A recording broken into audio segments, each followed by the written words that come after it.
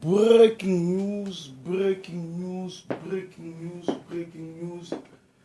Basango ya Congo epa na bino na bandako na bino ezali solo ya Proverbe 30-30, pasteur de la diaspora, les messagers de la bonne nouvelle, Mobunde Limboka, Amiral Tambo, Yewana liboso na bino, bozali bongo live en direct qui à Manchester na Mongalema, pe toza koleka live pe lisusu na Sofkins TV en direct ya Canada. Basango Congo ezali bongo devoir na biso epa na bino chaque jour soki possibilité ali soki news ali toyaka kolobela bino makambo nini ezoleka na Congo. Alors basango lelo tokomi déjà vendredi. Le Conseil de sécurité de l'ONU sera à Kinshasa le 11 novembre de cette année pour signifier au criminel rwandais Kabila qu'il n'a plus droit à un rallonge à la tête de la RDC. Awa eza bien pour tout le baka na français na lingala so bolo yupeto baksaki Congo na anglais to webo baksa pona étendre ba nombre ya ba internautes to balandi na biso. Par le biais de conseil à sécurité à ONU et kokende Kinshasa le 11 novembre kokende koyebisa na Kanambe Kabila le Rwandais le criminel qui est kamonio surtout ezakana e bandeli bakinoa bayembi eloko nini esilaka te likamonio surtout ezana e bandeli ezaka pe na suka ya Kabila li seki sesili esengeli atika bokonzi bako baksele ata a rallonge moko te pour le 19 décembre biliaki ebikoki il faut alongwa po ngala na esili. Après ba conseil ya ONU wana bako kende na Beni ko sala banquette pour ba yebi te Kabila bazanga ba rapport nyonso depuis 1997 tilelo a massacré ebele bandana tingitingi tilelo pe à côté ici ba criminel nde bazo diriger Congo. Après wana comité ya ONU bako kende bongo na Luanda pour clarifier la position de l'ensemble de la communauté internationale sur le respect de la constitution na Eduardo. Donc ce qui va longwe Kinshasa ba yebisi Kabila que le 19 ake na Malembe ou ebembene ba otanda ngona motalaka ne batandaka ya Savimbi soki pe alingi esukele lokola Samuel Do yekaka en tout cas eloko kitoko Kabila aza libre arbitre apona akokufela wapi pe alingi babomai na ndenge nini eloko kitoko batikeli ya sala shua akokufa wapi pe akokufa na position nini alingi ya Samuel Do alingi ya Savimbi to alingi Blaise Compaoré tout la mwisi ya Zaza yem to kopona. Alors après wana bakokende na Beni côté oye asali siège na ye o tina ngongo nazo ba mai bazo bundana ba force ya Kabila ba mercenaire na ekuna bagno kotala ba mona résistance o ba congolais basali. Encore une fois de plus, félicitations et chapeau na résistance au sal. Lissus. Soki balongwe wana. Soki balongwe wana. Banani balongwe wana. Ezali conseil de sécurité ya l'ONU. Ekolongwa ekei esika au théâtre suki uto salama na Luanda. Koyebisa bango ke bayokaka. Mindele so balobi baboyi. Ba jena bango esili muyibi azalaka na 9 jours ou bien 99 jours ya koyiba mukolo bilanga azalaka na jour moko ya Congo ekoki esengeli boyeba bamboka nyonso oyo ezala occupé esukaka un jour kozwa lipanda. Israël ekendaka en Égypte 430 ans bakendaka kutu 400 ans lokwa bazaki na kidiba Pharaon Baxi Baron Matabisi à 30 ans. Ba promesse en Zabese Kokaki Bazaki Diba batie matabis à 30 ans. 430 ans, 4 siècles et demi. Bazoa délivrance. Nanzela Moïse. États-Unis, les comme grande puissance, ils ont colonie à Anglais, ils ont indépendance. France, kako tokendaka au France, ils ont qui colonie envahie par les Allemands. Les Oyo, les Allemands, les Français, les Bossa na Masoloan. Donc on a Congo pe koki parce que Congo ezali mboka bilaka, mboka ba promesse oyo ezokende komema éveil patriotique. Pe ezokonomima éveil économique na Afrique et na partie ya Congo. Alors, rôle nini Sentinelle TV ezako sala. Sentinelle TV nde bozomo nango awa premier rôle nango ezali rôle ya éveil patriotisme. Premier rôle plutôt ezali rôle ya éveil spirituel. Deuxième rôle éveil patriotisme. Bitumba tozo bunda eza ya molimo, eza spirituel. Il faut toza na basakoli basali na nzamba solo pour bapesa peuple directive divine ndenge Moïse na Aaron bazala kosala. Ndenge babundisa ki Pharaon pe ba liberaka bana Israël bazwa libération. Mututu azoya na négativité. Mututu azoya na ba doute.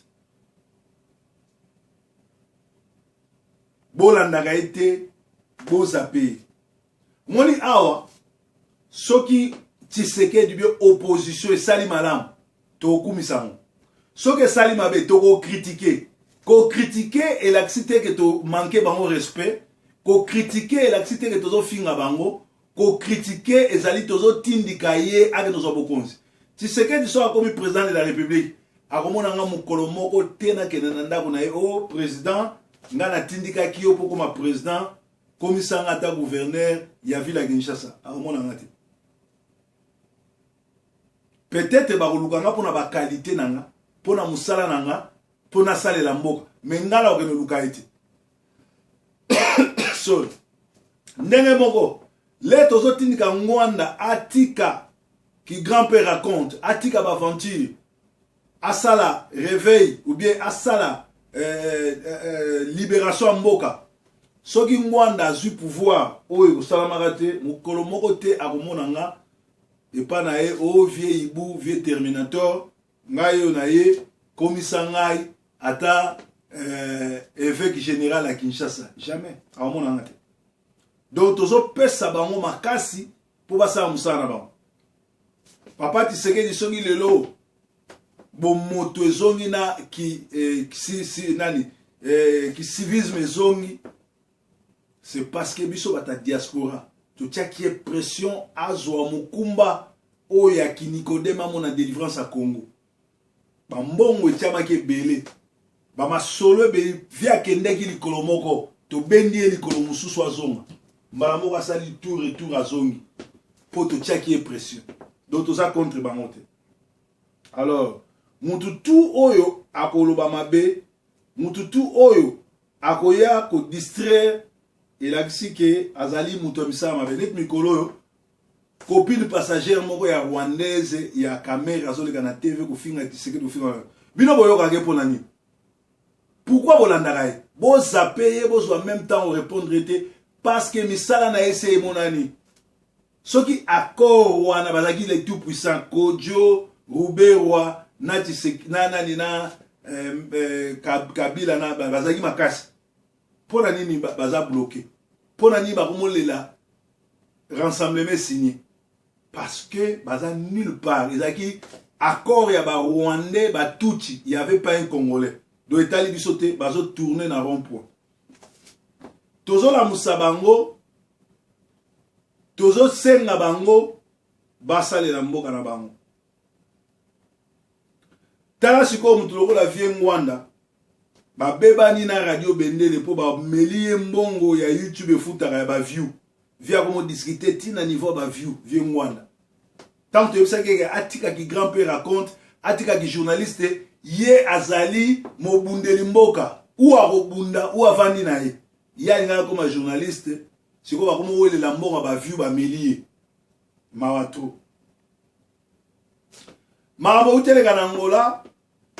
Joseph Kabila avant alongwa Kinshasa akende Angola abeti Zakari lokola Apolosa azaiko niata kikwata. Babeti Zakari pona nini? Babeti Zakari parce que Zakari na réunion kingakati bazo tuna bango bino bato ya kingakati boza awa ta PPRD bo pesanga candidat ya kozala premier ministre parce que Vitalo Kamerere on irait au simbate. Ata mutu moko tazo kosola. Ngana beta masolo ya kati. Na beta masolo lokutate po nazana ba master na PPRD, nazana ba ndiminanga, bazakuna, nazana ba connaissance kuna o ba betela nga masolo makamozo le kapuna. Et na sila yebisa bino le prochain président Congo. So kaza mwana nga molimo te, awzala master nanga ou awzala relation nanga. Donc awzala mieux côté na mikoleko ya na mboka Congo. Alors bata PPRD ba aywa ba lengi ba Congolais ata moko alobaka te kuna ba nyokola na bango mabe. Zakaria telemi si moboko abino babenga ye kuna patron au patron un Rwandais un ancien taximan ya Dar es Salaam.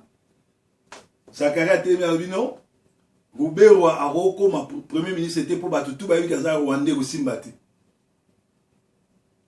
Kabila a fait ses réponses titulaires et comme il va pas kende Zakaria côté na karapa ki abima comme côté akuna ya barrage asuka ba bise fozonga bana posana l'air azongi Kabila a fait ordre yemo na l'atelier gamba ndiko petaye si ma pesi ordre ba Rwandais ba petie na ngongo na bisa bino Zakaria en hôpital so na okosa Zakaria sala émission lobi abima botala au sala émission te pour ba petie mabe en hôpital.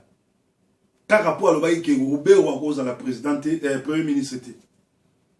Mais Kabila siko le rabeti Zakaria sili a mati avion ake réunion na Luanda bo monyo na ba image ba tindeli ngango na RTNC bazola sa Kabila mutake ozele na pied d'avion ministre ya agriculture ya Angola.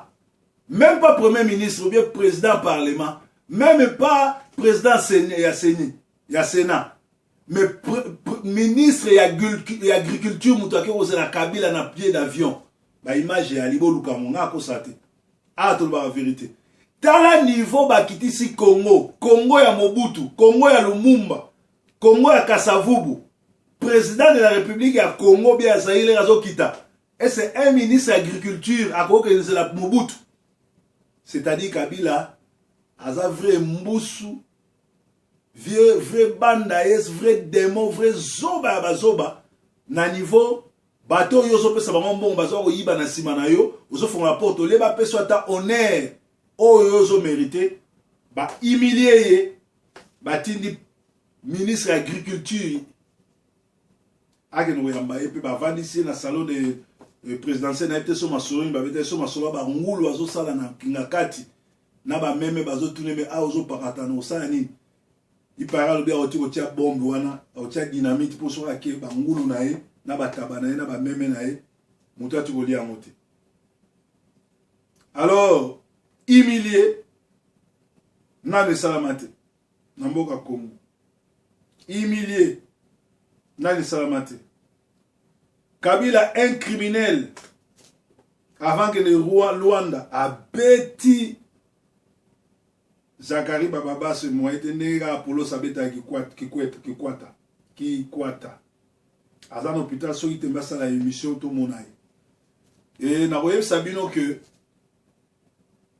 na kati ya breaking news to ko pesa bino ba information solo do ngonga oyo le 5 novembre congolais bima libanda ebele okono ka meeting ya papa Tshisekedi pour Kabila biliaki bikoki akomi na suka. Basakana na ba Congolais te sowe na mboka batu sowe yibi kima sowe yibi bandambangu kotia mutu makasi te po ekosuki lo mabe.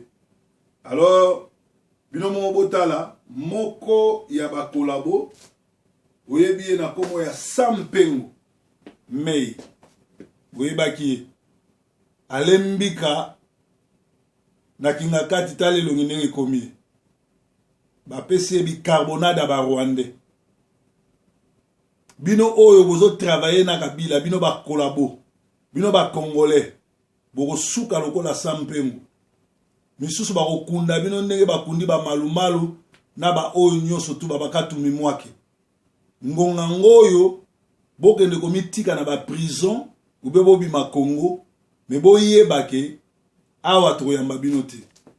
Alors na uti kotiela bino elongi na ye sampengo bomona ye bien po boloba te eza trique eza photo na ye ya mikolo Kabila kuta lobi ntango bakokima me komata na avion te ezala nzembo moko batindeli nga na ndeko na biso Maréchal Nekongo lokola awa ezali place ya barévolutionnaire nga na olobelo moko te boyoka nzembo bayebisi Kabila ayokaka ekozala malamu po alingaka koyoka te natiki bino breaking news boyoka ngo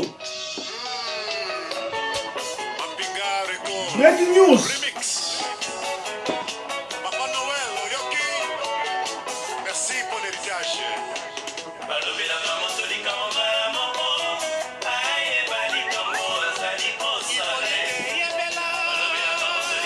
Hippolyte Yebela.